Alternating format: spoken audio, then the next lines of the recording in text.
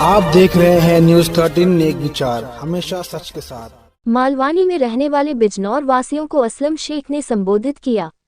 क्या कहा बिजनौर वासियों के प्रोग्राम में, सुनिए। साहब, जनाब जाबिर साहब, जनाब वकील साहब, जनाब शराफत साहब, सामने बैठे हमारे स्कूल के ट्रस्टियान, कुछ उलमा, कुछ दानेश्वर, नौजवान साथी, और इस स्पीच को सुन रहे हमारे कुछ पुलिस वाले कर्मचारी। एक बात अचानक से सामने आई कि ड्रग्स जो है वो अचानक से मालवनी में बढ़ गया। पिछले 2.5 सालों में अगर आप देखें, 2.5 साल कोविड में चले गए, 2.5 साल के बाद जब इनकी सरकार आई, और मेरे ख्याल से परसों 2 दिन पहले यहाँ पे उप मुख्यमंत्री जो होम मिनिस्टर भी हैं, और इससे पहले 5 साल चीफ मिनिस्टर भी रह चुके हैं। उनकी तकरीर के कुछ सेंटेंस हमने सुने कि वो ड्रग्स बेचने वालों को ठोक देंगे, ठोक देंगे, ठोक देंगे। मुझे भी बड़ा अच्छा लगा कि ये ठोक देंगे जब बोले, जब उनकी सरकार जाने वाली है। कुछ दिनों के अंदर उनकी सरकार जाएगी इंशाअल्लाह। यहाँ पे बैठे हुए मैं तमाम लोगों से ये कहना चाहूँगा कि 5,000 करोड़ से ज़्यादा का सिर्फ एक कंसाइनमेंट जो है वो गुजरात के अदानी पोर्ट पे पकड़ा गया। उसके बाद कभी किसी ने सुना कि उसके ऊपर कोई कार्रवाई हुई, क्या उसका क्या हुआ, कुछ पता चला? मैं बड़े होश मन से, बड़ी ईमानदारी से ऊपर वाले को हाजिर नाजिर रख कर ये कहता हूँ कि डीपीडीसी हो चाहे विधानसभा हो, हर एक पार्टी का, सिर्फ मैं नहीं, बीजेपी का, शिवसेना का, समाजवादी का, हर पार्टी का आदमी ये चिल्लाता है कि मुंबई में ड्रग्स बढ़ रहा है, मुंबई में ड्रग्स बढ़ रहा है, और मुंबई में ड्रग्स बढ़ रहा है, और सही तरीके से कार्रवाई नहीं हो रही है। मेरे पास अभी मोबाइल में वीडियो है। राम कदम साहब कह रहे हैं कि जहां मैं दही हंडी लगाता हूं, भारतीय जनता पार्टी के घाटकोपर के विधायक है, उनका स्टेटमेंट कि जहां मैं दही हंडी लगाता हूं वहां नीचे जो है ड्रग्स बिकता है। भारती लवेकर कहती है कि जहां गणपति बप्पा बैठते हैं वहां ड्रग्स बिकता है। योगेश सागर कहते हैं कि स्टेशन पे जाता हूं तो मुझे शर्म आती, वहां ड्रग्स बिकता है। मैं तो ये कहता हूं कि आप स्टेशन चले जाओ, कोई भी मुंबई का, वहां पे आपको ड्रग्स दिखेगा। मुंबई के कोई भी पार्किंग में चले जाओ, वहां ड्रग्स दिखेगा। ये ड्रग्स बढ़ा क्यों? और अबू हाशिम आजमी तो हमेशा चिल्लाते रहे कि मानखुर्द में तो चलना मुश्किल हो गया, चोरी होना मुश्किल है। फिर भी अगर आप देखने जाए तो बंबई में अगर सबसे ज्यादा अगर ड्रग्स के ऊपर अगर कार्रवाई हुई तो आपके मालवनी में हुई, आपके मलाड में हुई। सब समझदार लोग हैं, जाके आप देख लीजिए। ड्रग्स का मैं इसलिए खुलासा कर रहा हूं कि अगले आदमी के पास कुछ बोलने के लिए नहीं है। ये वो लोग हैं जो बहुत ही समझदारी की तरह से असगर भाई सिस्टम में ऐसी बातें करते हैं कि वो चूहा कभी पैर की जब चमड़ी खाता है ना तो सवेरे पता चलता है जब आदमी बाथरूम में जाता है। इस तरह फूक फूक के आपको काटता है कि जब सुबह जाओ तो जब पानी लगता है पैर में तब जलन होती है। ऐसे ज़्यादातर जो है झोपड़पट्टी और कुछ घरों में ऐसे आपको एक्सपीरियंस हुआ है। मुझे हुआ है, मैं एक जगह चला गया था होटल में, होटल ठीक ठाक नहीं थी तो मालूम पड़ा सुबह, अरे पैर क्यों जला, देखा तो चूहा फूक फूक के पैर खा गया था। तो मैं ये बताना चाहता हूँ कि ये लोग ये जो सोच रहे हैं हमारे मालवनी के बारे में, इनके ख्यालात ठीक नहीं है, इनकी सोच ठीक नहीं है। कहाँ से शुरू करूँ, कहाँ से ख़त्म करूँ? अगर आप देखो तो 6 महीना पहले अचानक से जिस तरह धरावी का डेवलपमेंट निकाला, उसी तरह इन्होंने कहा था कि मालवनी का भी और मलाड का डेवलपमेंट होना चाहिए, और फ्रंट पेज की न्यूज़ आई थी। और पिछले 2.5 साल से जब इनकी सरकार आई, हमारी सरकार को इन्होंने गिरा दिया। 2.5 साल से सिर्फ ये चिल्ला रहे हैं कि मालवनी में बांग्लादेशी लोग रहते हैं, मालवनी में गली गल घर है, मालवनी की बड़े बड़े घर है, मालवनी में 5 माले के घर है। ये सुनाई दिया होगा, लोढ़ा साहब ने हमेशा ये कहा। मालवनी में इंक्वायरी बिठा दी, बांग्लादेशी ढूंढने गए, बांग्लादेशी नहीं मिला। फिर बोले दलितों पे अत्याचार होता है, तो दलित के ऊपर अत्याचार, तो दलित भाई सामने से आए कि हम पे कोई अत्याचार नहीं होता है। फिर हिंदू मुस्लिम करने लगे। आपका जो उम्मीदवार सामने से आया वो रहता कहाँ है? भारतीय जनता पार्टी ने एक भी उम्मीदवार ऐसा मां का जना नहीं जो मलाड में लड़ने को तैयार नहीं है। हमेशा से आप देखो मलाड में कोई है तो बताओ। हमेशा से जो है वो बाहर से ही उम्मीदवार लाते हैं, फिर आता है चुनाव लड़ता है चला जाता है। कोई आता है वो मालवनी जलाने की बात करता है चला जाता है, कोई आता है गंदी बात करता है चला जाता है। ये भी आया मालवनी में, इसने सिर्फ मुसलमानों को तबाह नहीं किया, इसने अपने समाज के हिंदू भाइयों को भी तबाह किया।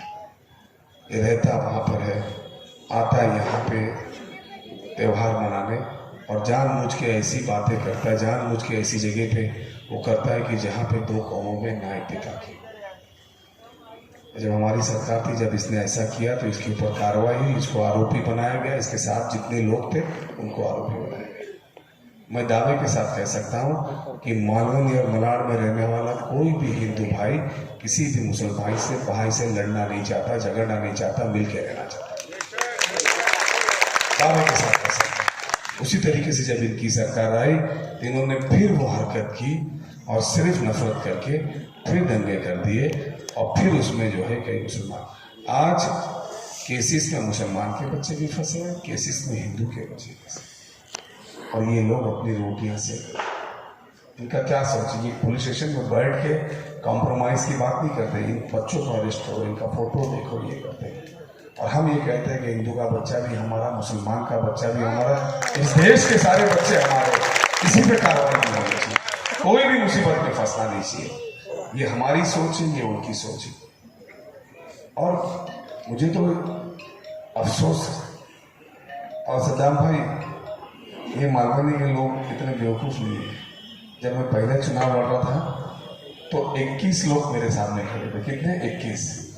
और 21 में 16 लोग जो थे वो हमारे भाई, मुसलमान भाई लोग खड़े थे। तब भी उन्होंने जो है वो 16 में से 15 को जमानत जब्त करके घर पहुंचाने का काम इन्होंने किया।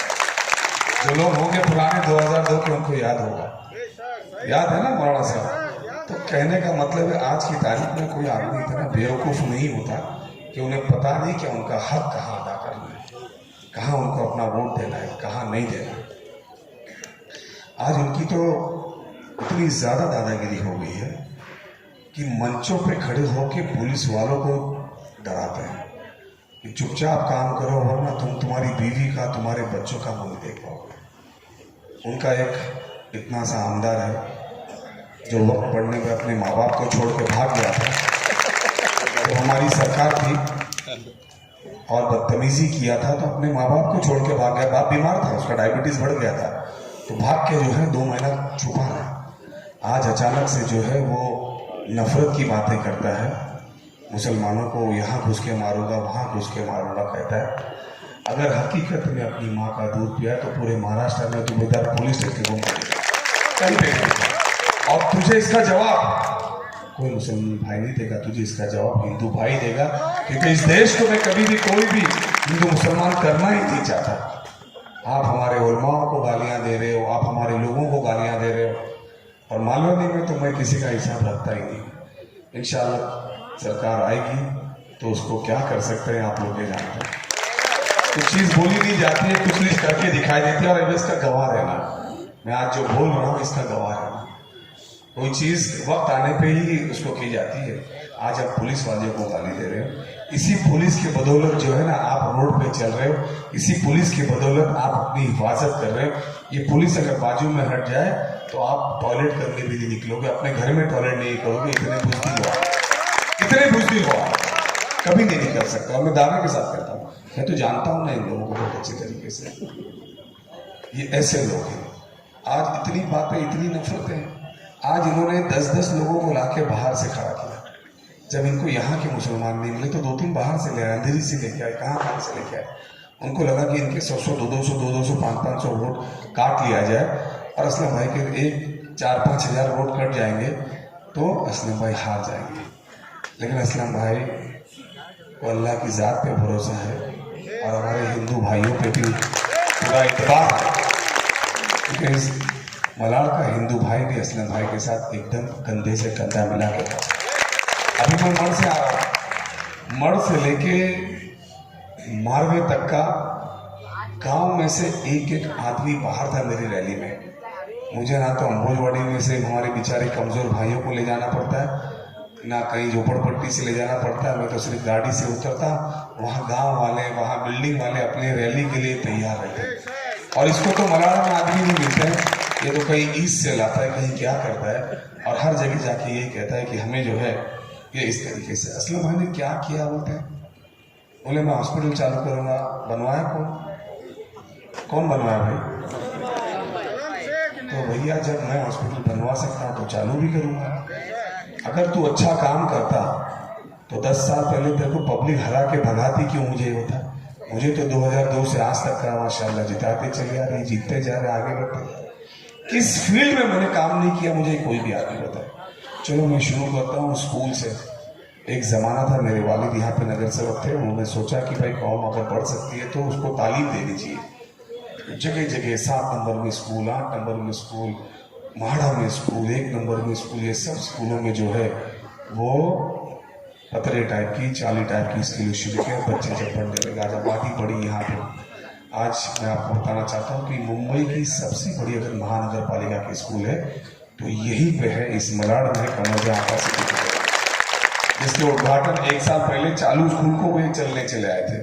हमारे जो नए मेंबर ऑफ पार्लियामेंट है उनको पता नहीं था कि 1 साल से स्कूल चल रही है और बच्चे पढ़ रहे हैं। उसके बाद आप दूसरी स्कूल देख लीजिए 7 नंबर की, जहाँ मेरी वोटिंग होती थी, 40 थी, आज कितने माले की है। उसके बाद आप 8 नंबर की स्कूल देख लिया, आज मेरे ख्याल से 4था स्लैब उसका बन रहा है। यानी स्कूल के अंदर स्कूल, इमारत के अंदर इमारत, ताकि आगे हमारा गाँव के बच्चे पढ़ लिख के, बच्चियाँ पढ़ लिख के आए। उसके बाद हमने हॉस्पिटल्स बनाया ताकि हमें बाहर बनना पड़ता था। जो छोटा ओपीडी का हॉस्पिटल था 7 माले का बन के तैयार है। जो अबुल कलाम आजाद हॉस्पिटल था, जो डिसफंक्शन था, स्कूल बिल्डिंग नहीं थी, वो 7 माले का बन के तैयार है। आने वाले दिनों में और हम स्कूल बनाएंगे। एक रोड मैंने कहा था कि मैं छोड़ूंगा नहीं, हमने 95% रोड ओसीसी, एनसीसी, आजमी नगर, अम्बोजवाड़ी, हर जगह पे सीमेंट का रोड बनाया कि नहीं बताया? पूरे बम्बई में जब मैंने एक बार 2 साल पहले एक स्पीच में कहा था कि गूगल कर लेना जब मेरा चुनाव आएगा तो आपको या तो रोड बना हुआ मिलेगा या रोड में काम होता हुआ दिखेगा। या तो मैं उस वार्ड में, उस रोड पे मैं वोट मांगने नहीं जाऊंगा। मैं आज भी अपने स्टेटमेंट में खड़ा हूं कि उस रोड पे वोट मांगने नहीं जाऊंगा जिस रोड का काम या तो चालू नहीं हुआ या मैं पास नहीं कर रहा। चलो मेरे साथ मैं बताता हूँ, ओसीसी दिखाता हूँ, एनसीसी दिखाता हूँ, आजमी नगर के आखिरी रोड जो रह गए थे वो बनने, अम्बोजवाड़ी का चल रहा है। आप लगून रोड का आप देख लिए, रोड सीआरजेड की वजह से अटका था, वहां पे रोड चालू है। मैंने कहा था एक ब्रिज बनाने का तकलीफ हो रही थी, उसको वक्त तो लगेगा, क्योंकि ब्रिज के अंदर ब्रिज बनना था, ऊपर ब्रिज थी, उसके नीचे ब्रिज था। लेकिन आज ट्रैफिक खत्म हो गई। आने वाले 3 दिन के अंदर सर्विस रोड शुरू हो जाएगा। आने वाले 6 महीने के अंदर 8 नंबर से रोड निकल जाएगा। एक नया ब्रिज जो मैंने और आदित्य ने बहुत मेहनत करके पास कराया था, जो लगून रोड से लेके इन्फिनिटी तक जाता है, वो भी उन लोगों ने 1 साल रुका कर रखा था, लेकिन वो भी पास हो गया। उसका भी वीडियो मैंने आपको दिखा दिया। आने वाले दिनों में वो चल के आप जाओगे इंशाल्लाह। जीतूंगा मैं, मुझे पूरा भरोसा है अल्लाह के साथ पे, क्योंकि मैंने इतना काम किया है, लोगों का दिल जीता। और ऐसे वैसे नहीं जीतूंगा जैसे 2009 में जीता, उससे ज्यादा वोटों से जीतूंगा। ये चिल्ला रहे हैं, कितना झूठ बोलते हैं, हद कर देते हैं। बोले मालवनी से हिंदू भाई लोग चले गए, मलाड़ा से हिंदू भाई लोग चले गए। मलाड़ से जो है हिंदू भाई का पलायन हो रहा है। अरे कभी तुम खोल के तो देखो, 2,70,000 पहले वोटर थे, आज 3,55,56,000 वोटर हुए। हर जात का आदमी यहाँ पे बढ़ा है।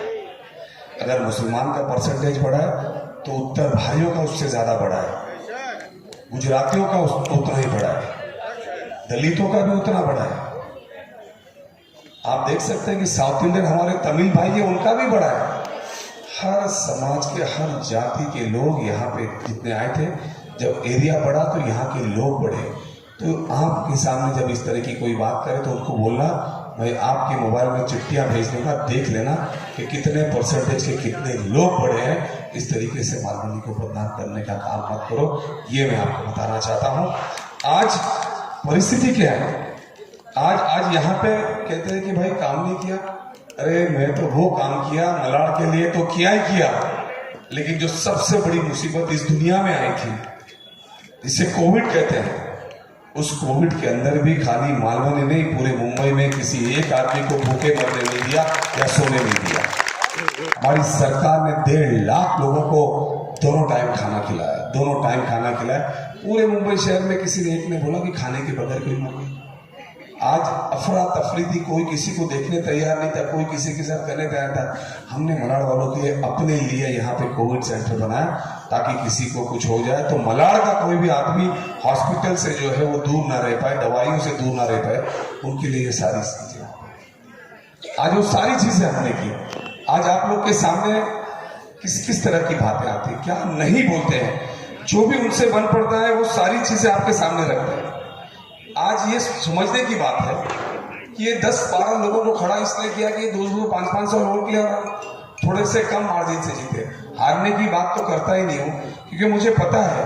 और इतना उन लोगों ने इंक्वायरी लगाया, आज इतनी इंक्वायरी लगाया, ढूंढा, बांग्लादेशियों को ढूंढा, मुसलमानों को ढूंढा, फलाने को ढूंढा, आज यहाँ पे धरावी को ले आए, धरावी को लाए। पूरा लोग इसका विरोध कर रहे हैं क्योंकि वहां के लोगों को यहाँ लाए, यहाँ ही जो है इतनी सुविधाएं तकलीफें होती है। आप क्या कर रहे हो? आप ये सोचिए कि ये हम लोगों को कहां फेंकने के चक्कर में है। हमारे भाइयों को मैं बताना चाहता हूं कि जिस चीज को आबाद उस जमाने में वालिद साहब के जमाने से तरक्की करते करते आज यहां तक का पहुंची है। आज इस मालवाड़ मालवनी के अंदर क्या नहीं है। एक जमाना था यहाँ क्रेडिट कार्ड नहीं मिलता था, एक जमाना था यहाँ रिक्शा वाले नहीं आते थे, एक जमाना, आज यहाँ से एयर कंडीशन की बसेस चलती है कि नहीं चलती है? चलती है कि नहीं चलती है? चलती है ना। आपको क्रेडिट कार्ड मिलता है कि नहीं मिलता है? आप एक जमाना था कि हमें बैंक के पास जाना पड़ता था, क्रेडिट कार्ड नहीं तो भगाता था। आज वो तुम्हारे पीछे भीख मांगते फिरता है कि नहीं कि हमारा क्रेडिट कार्ड ले लो, हमारा क्रेडिट कार्ड ले लो। आज इस मलाड़ मालवनी के कम से कम 10,000 बच्चे बच्चियां, एक दो नहीं, इसी मलाड़ में, इसी कॉल सेंटर्स और मॉल्स में और बड़े बड़े एस्टैब्लिशमेंट्स में काम कर रहे हैं। क्यों कर रहे हैं? क्योंकि तुम्हारा जो जिसको आपने भरोसा करके जिताया उसने सिर्फ अपने लोगों के लिए, अपने गरीब भाइयों के लिए, अपने गरीब बच्चों के लिए सोचा और हम उसके लिए खड़े रहे। मैं खाली जाने से पहले आपको खाली एक उदाहरण देके जाता हूं कि पानी के अंदर कितनी बड़ी भी कश्तियां हो, पानी के अंदर बड़ी से बड़ा जो क्रूज होता है ना, आजकल तो 14-14, 15-15, 20-20 वाले के क्रूज होते हैं, जहाज होते हैं जिसमें लोग रहते हैं और एक दूसरे से अंत दूसरे जाते हैं। लेकिन उस बड़े से बड़े जहाज की भी कोई हैसियत नहीं, इसलिए कि अगर उसका खूंटा मजबूत ना हो तो समंदर उसको कहीं भी भगा के ले जाएगा। बताना चाहते आज भले ही इतनी तादाद हमारी हो, लेकिन तुम्हारे पास अगर तुम्हारा खुद का एक वजनदार नेता नहीं होगा तो ये रास्ते पे चलते हुए कोई भी आदमी एक हवलदार आप लोगों के लिए चल जाएगा, ये समझ लेना। क्योंकि जब इनको गालियां दे रही है, खुद के लिए कुछ नहीं कर पा रहे, तो ये तुम लोग के लिए क्या कर पाएंगे अगर सरकार बदली होगी, तो ये समझने की जरूरत है। मैं बता रहा हूं, 2-3 चीजें समझ लो। ये चुनाव हारने वाले तो उन्होंने बहुत कुछ किया है।